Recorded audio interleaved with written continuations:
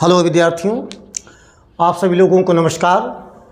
आज हम आपको अपने विषय गणित में अध्याय 10 अर्थात अंतिम अध्याय, आज से किताब समाप्त होती है आपका गणित का पूरा कोर्स समाप्त होता है। पढ़ाने जा रहे हैं परिमिति अर्थात पेरीमीटर। तो परिमिति किसे कहते हैं? सबसे पहला प्रश्न उठता है कि परिमिति क्या चीज़ है। परिमिति माने पेरीमीटर को हम कैसे डिफाइन करेंगे। तो इसके अंतर्गत द्विविमीय और त्रिविमीय आकृतियों के क्षेत्रफल, उनका परिमाप आदि ज्ञात किया जाता है। तो द्विविमीय जैसे हमारे अंतर्गत आता है त्रिभुज है, आयत है, वर्ग है। तो इनके परिमाप कैसे ज्ञात किए जाएंगे? तो आप जानते कैसे भी आकृति क्यों न हो, मान लीजिए जैसे कोई त्रिभुज है, इसकी तीनों भुजाओं की अलग अलग माप है, तो ये हो जाएगा त्रिभुज का या की परिमिति बराबर a धन b धन c। इसी प्रकार से जैसे पंचभुज है, पंचभुज की परिमिति, तो पंचभुज जैसे मान लीजिए कि ये कोई पंचभुज है, इसकी माप a b c d e, तो परिमिति क्या हो जाएगी? a plus b plus c plus d plus e। परिमिति का अभिप्राय है दी गई आकृति की सभी भुजाओं का योगफल। अगर हम त्रिभुज की परिमिति ज्ञात करते हैं, त्रिभुज की तीनों भुजाओं का योगफल ज्ञात करेंगे। चतुर्भुज की परिमिति ज्ञात करेंगे, चार भुजाओं का योगफल करेंगे।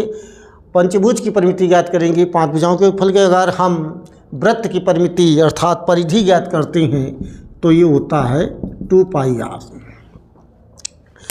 तो अब हम इसके अंतर्गत कुछ प्रश्न उठाते हैं, सवाल।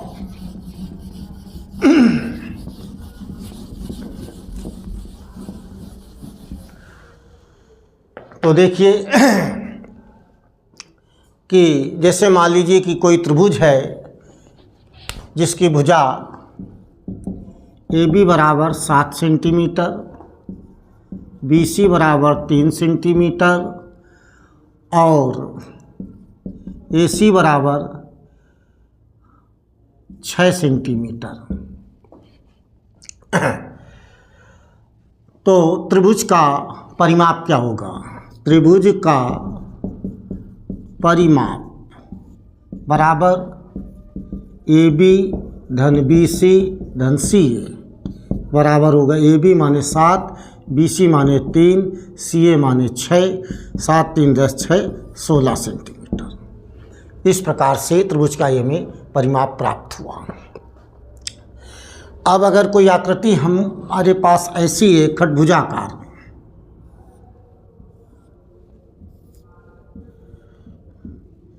A B C D E F, 6 centimetre 6 6 6 6 6। तो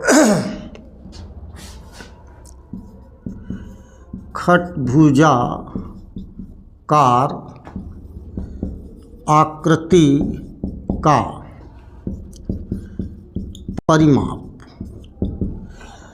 सामने चित्र में प्रदर्शित है। खटभुजाकार आकृति का परिमाप, तो चूंकि इसकी सभी भुजाएं बराबर हैं तो इसका परिमाप हम निकाल सकते हैं 6 गुणा भुजाओं की संख्या एक भुजा की माप कर दीजिए, एक भुजा की माप। जब इसकी सभी भुजाएं बराबर है तब ये सूत्र 6 गुणा 6 बराबर 36 सेंटीमीटर। इस प्रकार से जो इसका पेरीमीटर है वो 36 सेंटीमीटर होगा।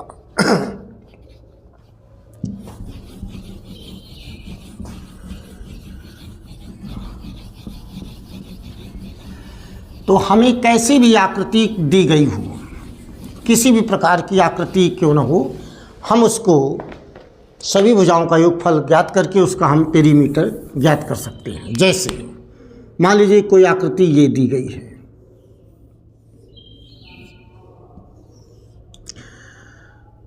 छः centimetre, 9 centimetre, 2 centimetre, 1.5 centimetre, 2 centimetre, 7 centimetre. मान लीजिए कोई आकृति है और इसका हम पेरीमीटर परिमिति ज्ञात करना चाहते हैं, तो इसका पेरीमीटर कैसे ज्ञात करेंगे? सभी भुजाओं का योगफल, पहले 6 centimetre plus 9 centimetre plus 2 centimetre plus 1.5 centimetre plus 2 centimetre plus 7 centimetre. तो इस प्रकार से देखिए 9, 6, 15, 16, 17 ये हो गया 17 सेंटीमीटर। 9, 6, 15, 16, 17। अभी देखिए 7, 2, 9 और 1, 10, 10.5, 10.5 सेंटीमीटर। आगे जोड़ लीजिए 17, 10, 27.5 सेंटीमीटर। तो इस आकृति का जो परिमाप है वो सभी भुजाओं के माप का योगफल है। तो सभी भुजाओं का माप का योगफल इस आकृति का परिमाप या पेरीमीटर है। तो अब हम विभिन्न आकृतियों का परिमाप अर्थात पेरीमीटर या परिमिति आसानी से ज्ञात कर सकते हैं, इसमें कोई समस्या नहीं है। वृत्त के संबंध में आपको पहले ही बताया जा चुका है कि अगर आप यहाँ से चलना प्रारंभ करें और चल करके यहीं पर आ जाएं तो चली गई दूरी ही इसका परिमाप होगी और ये दूरी जो है परिधि कहलाती है।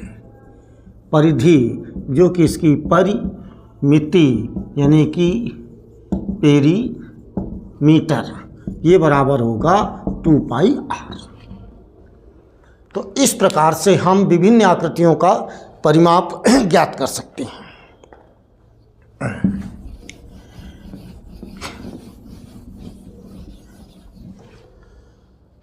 और इस चैप्टर में